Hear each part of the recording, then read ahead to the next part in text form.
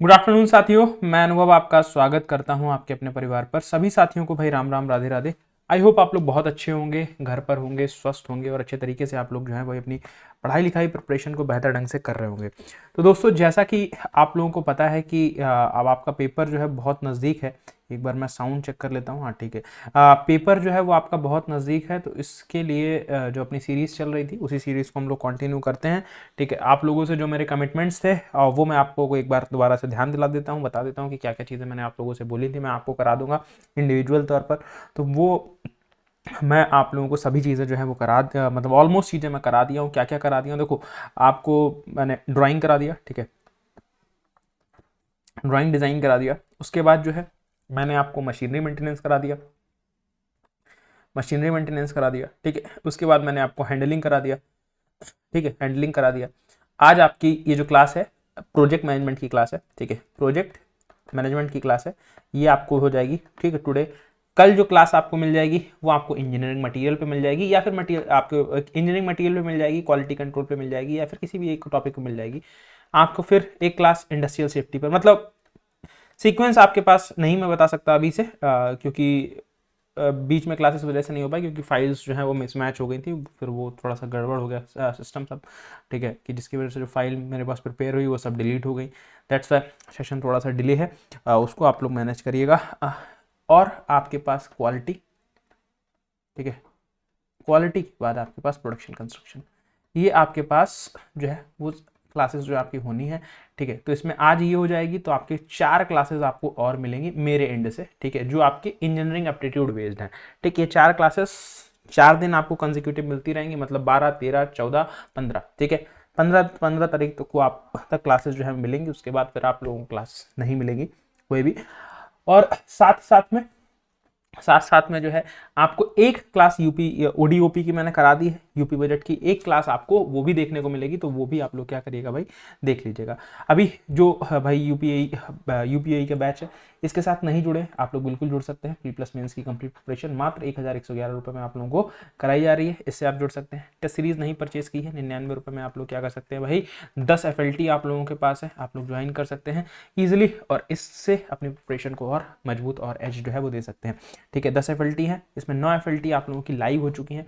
9 FLT क्या हो चुकी हैं आपकी, लाइव हो चुकी हैं। एक बची हुई है, एक वो परसों लाइव आपकी हो जाएगी, ठीक है, एक वो परसों लाइव आपकी हो जाएगी, ठीक।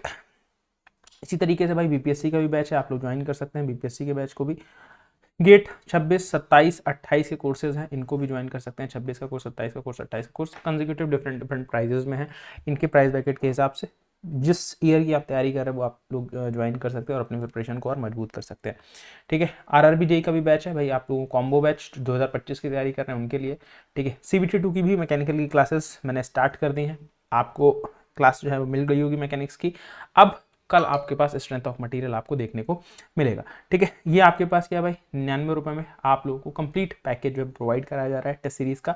इसके भी अंदर 10 FLT हैं, आप लोग इसको भी दे सकते हैं। आरआरबी जेई की जो तैयारी कर रहे हैं, ये QR कोड, ये आपके पास नंबर है, यहाँ से आप क्या कर सकते हो भाई, इनको परचेस कर सकते हो। आरआरबी जेई CBT 2 की जो तैयारी कर रहे हैं, नेविगेटर को परचेस कर सकते हैं, PYQ है भाई, ठीक है। इसमें 2015, 14, 19 अब लास्ट टाइम के लिए आपके पास क्या है, बहुत इंपॉर्टेंट है।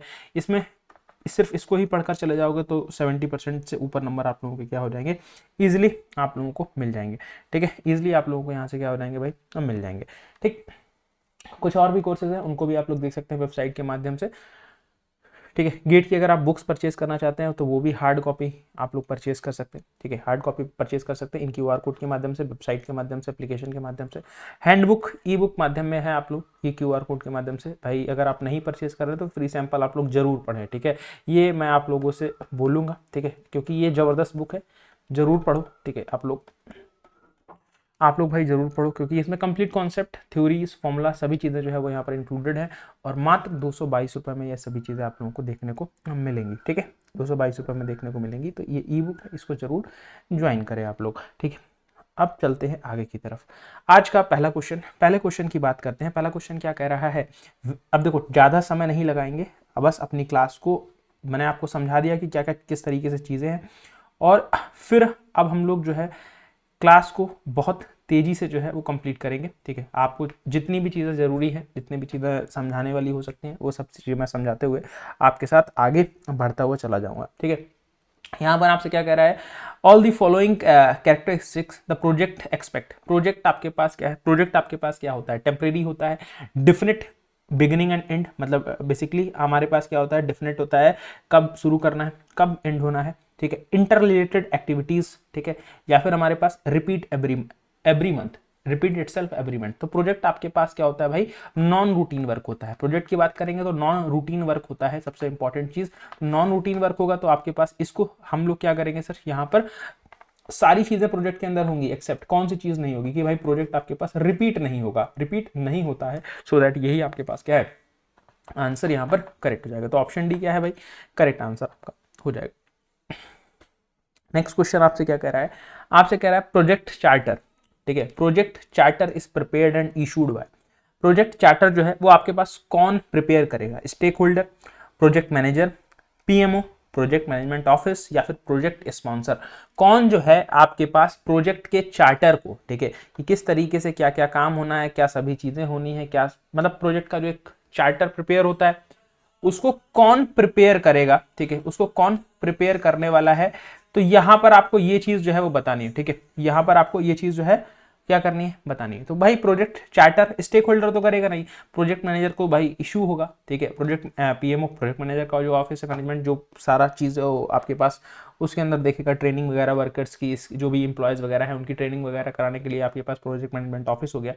तो प्रोजेक्ट स्पॉन्सर जो हो गया, कौन, प्रोजेक्ट स्पॉन्सर जो हो गया, ये क्या होगा भाई, ये आपके पास क्या करेगा भाई, प्रोजेक्ट के चार्टर को बेसिकली क्या करता है, इशू करता है और प्रिपेयर करता है। तो ऑप्शन सी आपके पास क्या है यहाँ पर करेक्ट आंसर, ठीक है। नेक्स्ट क्वेश्चन देखिए, यहां से आपसे क्या कह रहा है, यहां से आपसे बोला गया है क्वेश्चन में, who among the following influence the definition of scope of the project, the definition and scope of the project, मतलब इनमें से कौन इन्फ्लुएंस है definition of scope of the project, project manager, team leader, customer, stakeholder, ठीक है।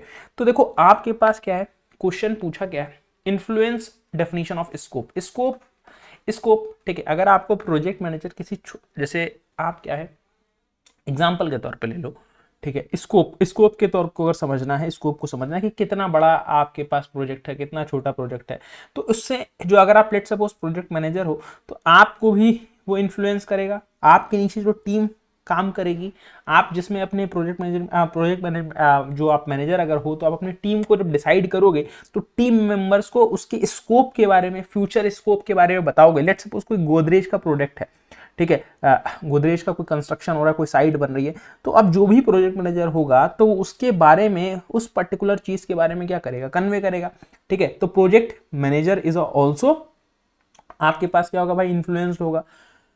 Customer, अब customer भी कोई अगर आप कोई भी फ्लैट खरीद रहे हो तो फिर आप देखोगे कि भाई यहाँ पर ये चीजें हैं, ये सारी चीजें हैं। अब ये प्रोजेक्ट की लोकेशन क्या है, यहाँ पर फ्यूचर प्रॉस्पेक्ट क्या है, ठीक है, फ्यूचर प्रॉस्पेक्ट क्या है। आप हो सकता है अभी आप शहर से थोड़ा सा आउटर साइड में खरीदा हो आपने अपना फ्लैट, अपना घर, लेकिन उसमें फ्यूचर स्कोप क्या है, ठीक है, ये चीज सोचोगे। अगर वहां पर कोई पैसा लगा रहा है, ठीक है, लेट सपोज तुम स्टेक होल्डर भी हो, पैसा भी तुम लगा रहे हो अपना, ठीक है, तो अब वहां पर आपके पास आप पैसा लगाओगे तभी तो आपको स्टेक्स मिलेंगे।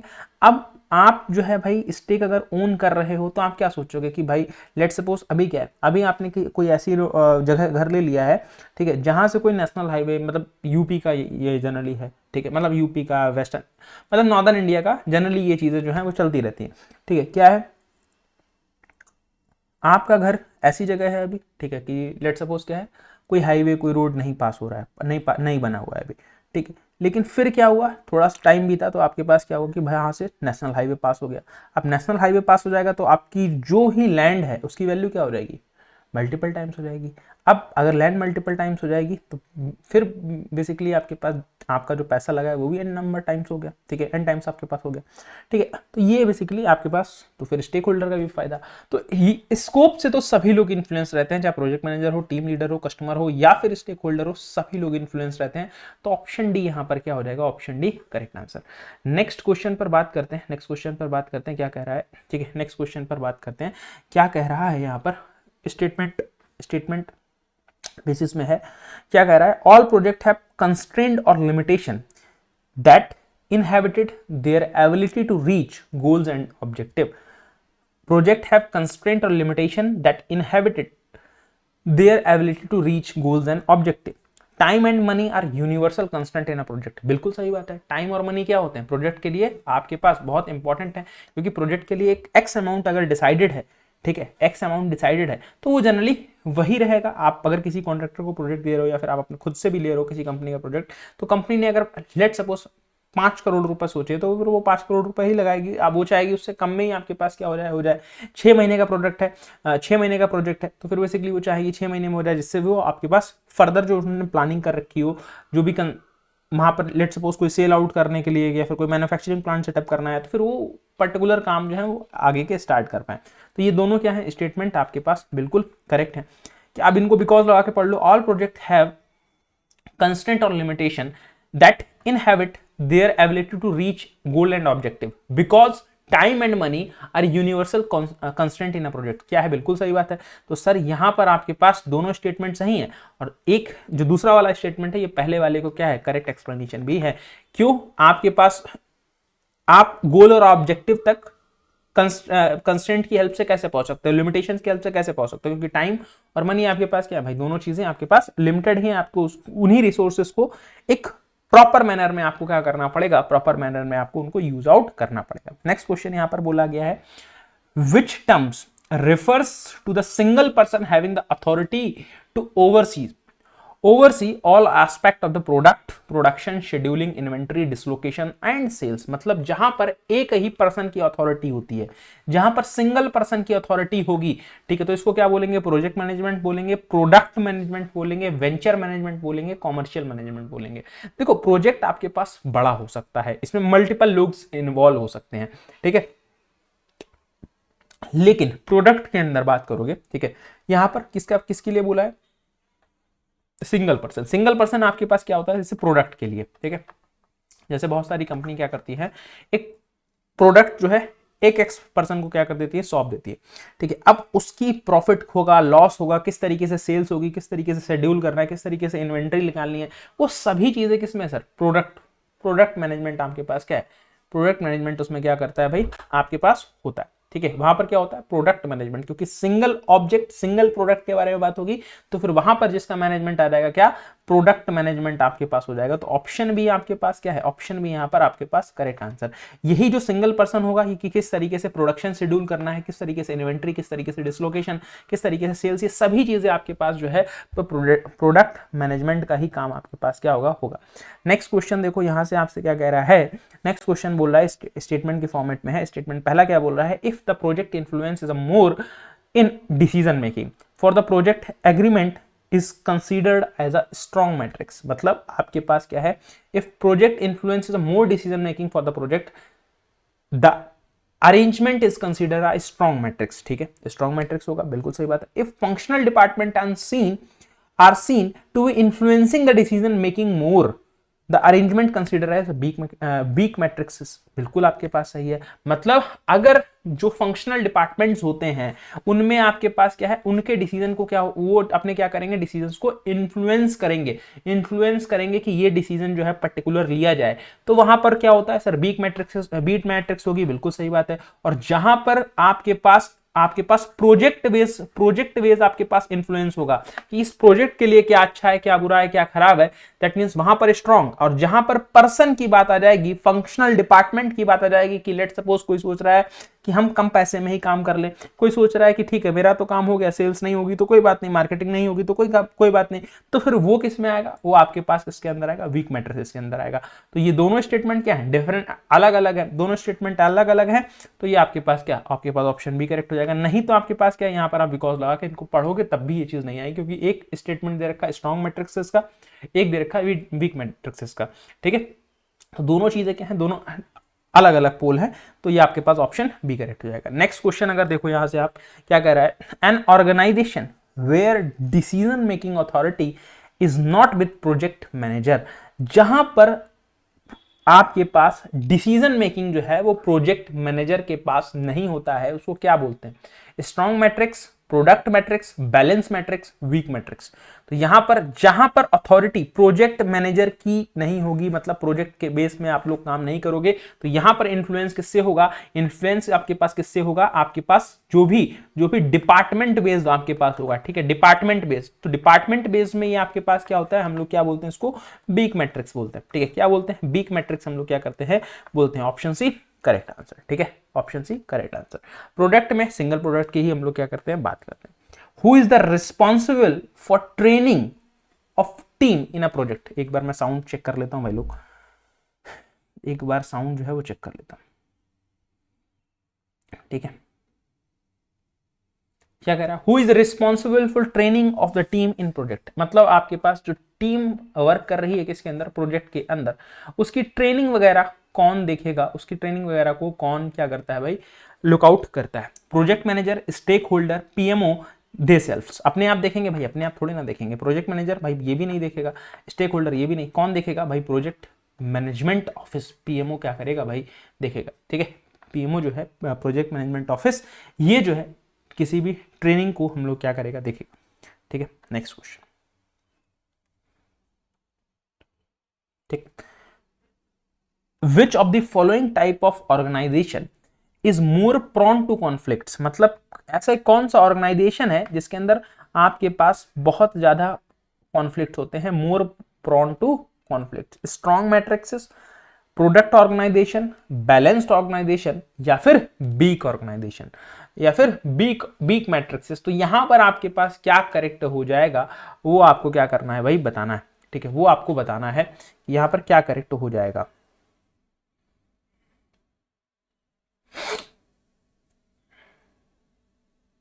ठीक है, यहां पर आपके पास क्या कॉन्फ्लिक्ट्स कहां पर होंगे? कॉन्फ्लिक्ट्स वहां पर होंगे जहां पर डिसीजन मेकिंग में प्रॉब्लम होगी। जहां पर क्या होगा? डिसीजन मेकिंग में प्रॉब्लम होगी। किसमें प्रॉब्लम होगी? डिसीजन मेकिंग में प्रॉब्लम होगी। डिसीजन मेकिंग में आपके पास कहां पर प्रॉब्लम होती है? That is weak matrix. तो ऑप्शन डी आपके पास क्या है? ऑप्शन डी आपके पास करेक्ट आंसर, ठीक है। चलिए नेक्स्ट क्वेश्चन पर चलते हैं। क्या कह रहा है? The economic life of a building is considered to be at, considered to be at an end, ठीक है, एट एन एंड। क्या बोल रहा है?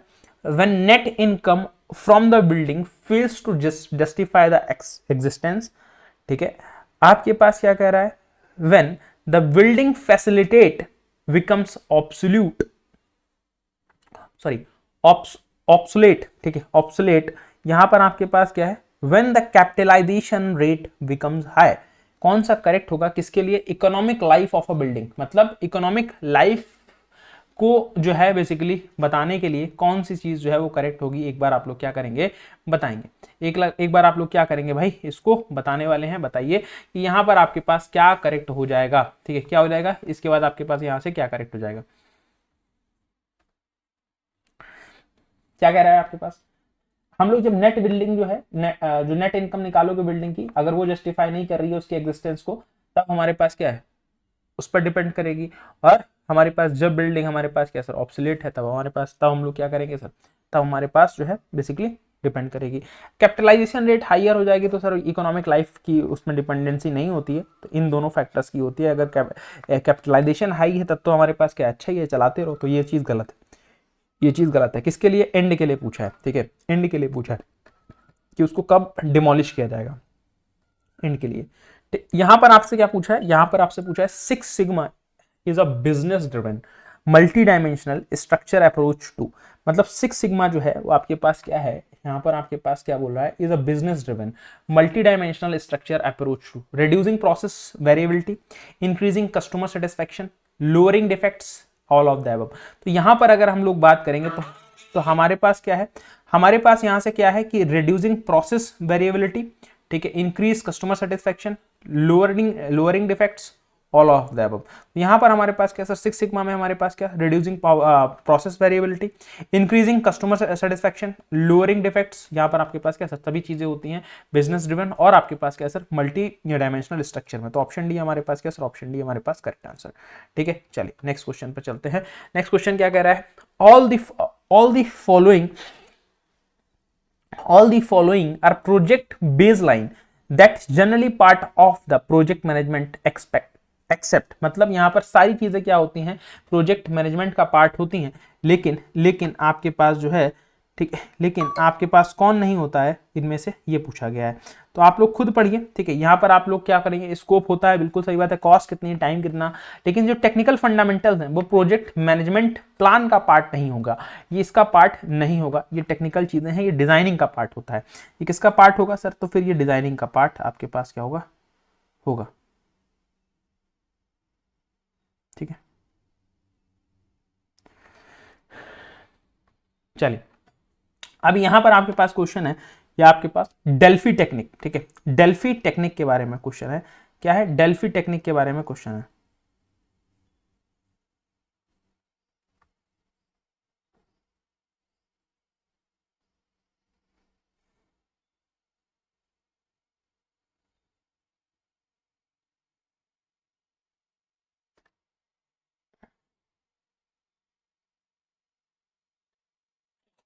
Delphi technique is a particularly useful method for identifying risk to. ये basically हमारे पास किसके लिए है, डेल्फी टेक्निक के बारे में अगर आपसे पूछा है, Delphi technique is a particularly useful method for identifying risk to. तो यहां पर अगर आप बात करोगे तो ये बेसिकली हमारे पास किस लिए होगा, तो डेल्फी टेक्निक जो हम लोग यूज करते हैं, ये बाइज्ड एनालिसिस जो है, ठीक है, बाइज्ड एनालिसिस जो है उसको रिड्यूस करने के लिए। तो ऐसा कुछ है, ठीक है, present sequence of the decision choice graphically on decision makers, ठीक है, define the probability of the occurrence of the specific variables, reduce the bias analysis, जो आपको भी वही बताया कि बायस एनालिसिस को रिड्यूस करना, ठीक है, बायस एनालिसिस को क्या करना, रिड्यूस करना, दैट मींस ये हमारे पास क्या है, ये हमारे पास करेक्ट आंसर हो जाएगा, ठीक है। चलिए क्या कह रहा है यहां से आपके पास, during an assessment of economic viability of the project, the ratio of the average annual earning after tax to the average book investment after the depreciation is called। मतलब आपके पास क्या है, ड्यूरिंग असेसमेंट किसी आपने असेसमेंट को कि basically क्या किया, किसी चीज का असेसमेंट किया इकोनॉमिक वायबिलिटी के अकॉर्डिंग किसी भी प्रोजेक्ट का, the ratio of the average annual, ठीक है, मतलब एवरेज एनुअल इनकम जो है बेसिकली ना, आफ्टर टैक्स, ठीक है, और आपके पास क्या सर, एवरेज बुक इन्वेस्टमेंट, तो ये आपके पास जो है, ठीक है, ये आपके पास जो है, इसको हम लोग क्या बोलते हैं, किसके बाद, डिप्रिशिएशन के बाद। तो इसको हम लोग क्या बोलते हैं, इसको हम लोग बोलते हैं भाई कि हमारे पास क्या सर, ये हमारे पास क्या सर, आरओआई, मतलब रिटर्न ऑन इन्वेस्टमेंट, ठीक है, आरओआई। ये हमारे पास क्या होता है, आरओआई की मतलब कि टैक्स वैक्स आपने सारा चीजें निकाल दिया, डिप्रिशिएशन भी कंटेन कर ली, तो आपको अब जो भी आपकी बुक वैल्यू थी जब आपने बुक किया था इन्वेस्टमेंट को बुकिंग की थी, अब उस पर आपके पास रिटर्न आपके पास कितना आ रहा है, return on investment, that is ये, यहां से आपके पास क्या पता चलता है, ये पता चलता है, ठीक है।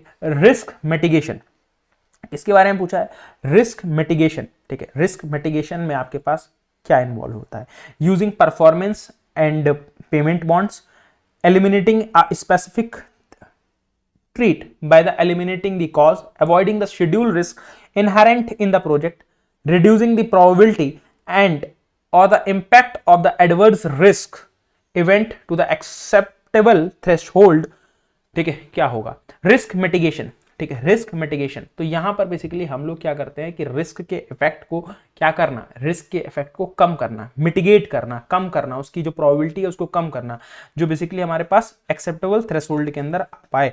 तो reducing the possibility and the impact to adverse risk event, मतलब जो भी रिस्क इवेंट है उसको हम लोग क्या करें सर, उसकी प्रोबेबिलिटी को कम से कम करें, रिड्यूस करें, दैट इज वो हमारे पास क्या है सर, रिस्क मिटिगेशन। तो ऑप्शन डी हमारे पास क्या है, करेक्ट।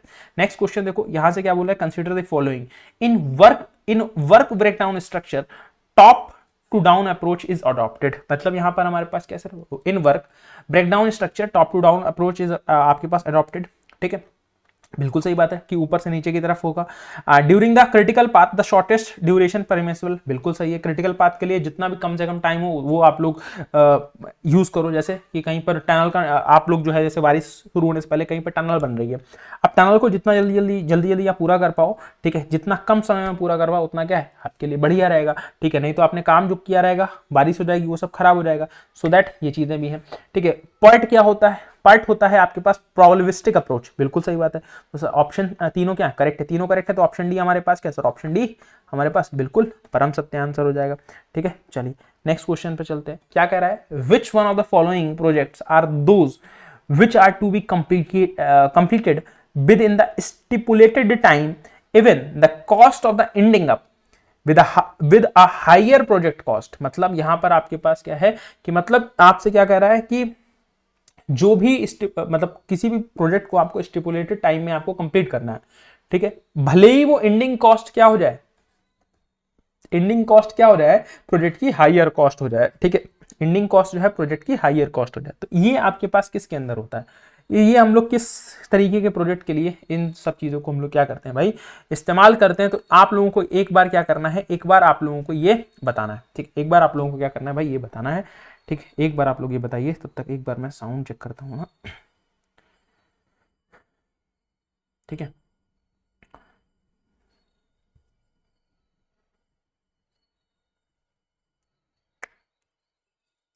तो यहां पर आपके पास क्या भाई, इसमें हम लोग क्या सर, नॉर्मल प्रोजेक्ट नहीं, ठीक है, बिजनेस प्रोजेक्ट भी नहीं, रिसर्च प्रोजेक्ट भी नहीं, कौन से प्रोजेक्ट सर, क्रैश प्रोजेक्ट, जो आपको बताया अभी थोड़ी देर पहले एग्जांपल दिया कि क्रैशिंग, ठीक है। मतलब जो भी ऑब्जेक्ट हमारे पास क्या है, हमारे पास भाई आपके पास जो है कंडीशन बेस्ड है बेसिकली, उसको हम लोग पहले क्या करेंगे,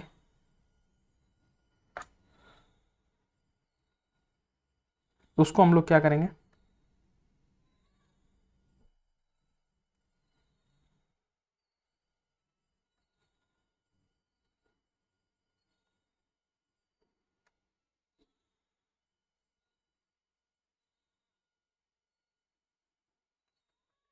ठीक है। तो यहां पर आपके पास क्या है, यहां पर क्वेश्चन नंबर नेक्स्ट, ठीक है, बीसी क्वेश्चन रखेंगे, ठीक है। बीसी क्वेश्चन जो है वो हम लोग रखेंगे आज। इस क्वेश्चन को पढ़िए, आपको नहीं दिख रहा होगा तो इस क्वेश्चन को यहां से आप क्या करिए भाई, पढ़िए, ठीक है। 20 क्वेश्चन ही रखेंगे, बाकी सारे क्वेश्चन जो रह जाएंगे तो फिर मैं उनको फर्दर सारी सारी क्लासेस के बाद जो है उनको देखूंगा, अगर टाइम मिलेगा तो फिर मैं आपको एक फर्दर क्लास में मिक्स क्वेश्चन की क्लास जो है बना दूंगा, जिसमें सारे क्वेश्चंस को डिस्कस कर लेंगे। यहां से आपसे क्या कह रहा है, which one of the following is statement is a not correct, क्या पूछा है, नॉट करेक्ट, ये जो करेक्ट नहीं है। क्या कह रहा है, PERT is a probabilistic where CPM is a deterministic, बिल्कुल सही बात है सर, ये तो बिल्कुल सही है। ये स्टेटमेंट क्या है, बिल्कुल सही ये स्टेटमेंट क्या है सर, बिल्कुल सही स्टेटमेंट है। पूछा क्या है सर, नेगेटिव स्टेटमेंट पूछा है, ये तो सर सही है, ठीक है। नॉट पूछा है मतलब गलत वाला पूछा है। In a part slack on a various event in calculation, slack आपके स्लैक से ही क्या करते हो सर, कैलकुलेशंस करते हो। आपके पास सीपीएम में फ्लोट से कैलकुलेशन करते हो, क्या बिल्कुल सही बात है, सीपीएम में फ्लोट से कैलकुलेशन करते हैं और पार्ट में स्लैक से कैलकुलेशन करते हैं, बिल्कुल सही बात है। Critical path in a network is the path on which event on which event have no slack, बिल्कुल सही बात है। क्रिटिकल पाथ में आपके पास कोई स्लैक नहीं होता, क्या होते हैं, फ्लोट्स होते हैं, बिल्कुल सही बात है। More than 4 dummy activities can not be use in a PERT network, ऐसा कुछ नहीं है कि an number of dummy activities क्या कर सकते हो, यूज कर सकते हो, क्योंकि ये गलत है, पूछा नॉट है। सो दैट यही स्टेटमेंट क्या हो जाएगा, यही स्टेटमेंट आपका परम सत्य स्टेटमेंट हो जाएगा, ठीक है। चलिए नेक्स्ट क्वेश्चन आपसे क्या बोल रहा है, नेक्स्ट क्वेश्चन यहां से बोला है the objective of cost control, the objective of cost control, ठीक है। The objective of cost control is, cost control का ऑब्जेक्टिव क्या है, to locate the areas of insufficient functioning basis of the preparing estimates, estimation of the profit और loss, या फिर all of the above. क्या है ऑब्जेक्टिव्स ऑफ कॉस्ट कंट्रोल, क्या है ऑब्जेक्ट, कॉस्ट कंट्रोल का ऑब्जेक्टिव क्या है, locate the areas to insufficient functioning, बिल्कुल कॉस्ट कंट्रोल उसी करेंगे जो इन फंक्शनिंग है, ठीक है। प्रिपेयर करेंगे एस्टिमेट को, मतलब जो भी प्रिपेयरिंग हुई है एस्टिमेट के हिसाब से हो रहा है ये कि नहीं। प्रॉफिट लॉस को एस्टिमेट करेंगे, बिल्कुल, तभी तो कॉस्ट कंट्रोल हो पाएगी। जो चीज लॉस मेकिंग है उसको प्रॉफिटेबल बनाओ, नहीं तो उसको क्लोज अप कर दो, ठीक है, वो प्रोजेक्ट बंद कर दो। तो ऑप्शन डी क्या है, ऑप्शन डी करेक्ट आंसर। ये लास्ट क्वेश्चन रहेगा, ये लास्ट क्वेश्चन रहेगा, ठीक है। बाकी क्वेश्चंस जो है मैं फिलहाल आपको मतलब फिर नेक्स्ट सेशन में आपको कराऊंगा, ठीक है। बाकी कुछ क्वेश्चंस रह गए इसके, बट उनको मैं नेक्स्ट सेशन में आप लोगों से डील करूंगा, ठीक है। यहां पर आपसे क्या कह रहा है, which among are schedule compression technique क्या है, आपके पास crashing, critical chain method, resource levelling, fast tracking. यहां पर आपके पास कौन सा स्टेटमेंट जो है वो करेक्ट हो जाएगा? क्या कह रहा है? क्रैशिंग। आपके पास क्या है, कौन सा? Scheduled compression technique. तो यहां पर आपके पास क्या है भाई? शेड्यूल्ड, बिल्कुल सही बात है। क्रिटिकल चेन मेथड नहीं, इनको तेजी से नहीं कर सकते। रिसोर्स लेवलिंग ये भी नहीं कर सकते। क्या? Fast tracking. तो ये आपके पास क्या है भाई? आपके पास ऐसा कोई ऑप्शन है? 1 4 आपके पास ऑप्शन सी में है। 1 4, तो 1 4 आपके पास क्या सर? करेक्ट। ऑप्शन सी आपके पास क्या है यहाँ पर? करेक्ट। क्रैशिंग और फास्ट ट्रैकिंग, ये आपके पास क्या है? ये आपके पास करेक्ट आंसर है। ठीक है, तो आज के लिए इतना ही। कल जो आपको बताया हुआ है इनिशियल, ठीक है, कल जो आपको इनिशियली बताया हुआ है कि इनमें से कोई सब्जेक्ट आपको देखने को मिलेगा। ठीक है, इनमें से कोई सब्जेक्ट आपको क्या मिलेगा? देखने को मिलेगा। जो ये सब्जेक्ट्स है, कहाँ गया? हाँ, ये आपका हो गया है। ठीक है, इनमें से कोई सब्जेक्ट आपको देखने को जो है वो मिलेगा। क्वालिटी मिल मतलब इंजीनियरिंग मटेरियल या फिर मटेरियल सेफ्टी में से, फिर आपको परसों प्रोडक्शन क्वालिटी, या फिर आपके पास मटेरियल, कोई भी सब्जेक्ट आपको क्या हो सकता है? मिल सकता है देखने के लिए। ठीक, और फिर सेशन को हम लोग यहीं पर समाप्त करते हैं। मुलाकात आपसे करेंगे कल। तब तक के लिए अपना ख्याल रखिए, अपने परिवार का ख्याल रखिए। Thank you so much. जय हिंद, जय भारत, धन्यवाद। Thank you class, thank you दोस्तों।